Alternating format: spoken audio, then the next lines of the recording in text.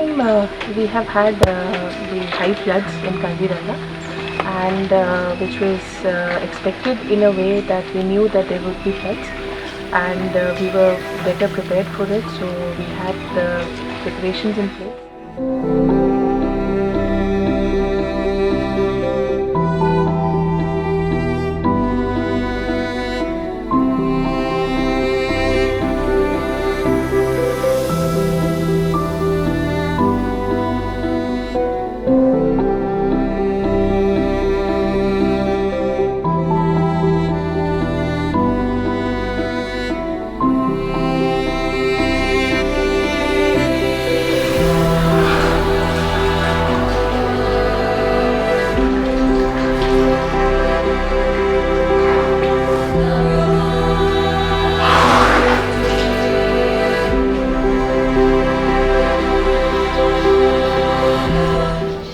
To respond to distressed wildlife during this natural disaster, we have placed 2 mobile units, and the CWRC unit also is active.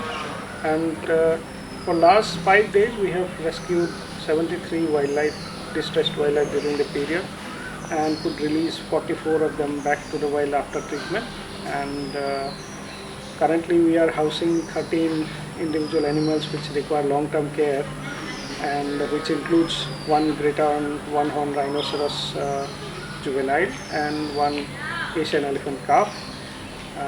So we are hoping that in next coming days the water will recede fast and the animal can start their natural habits.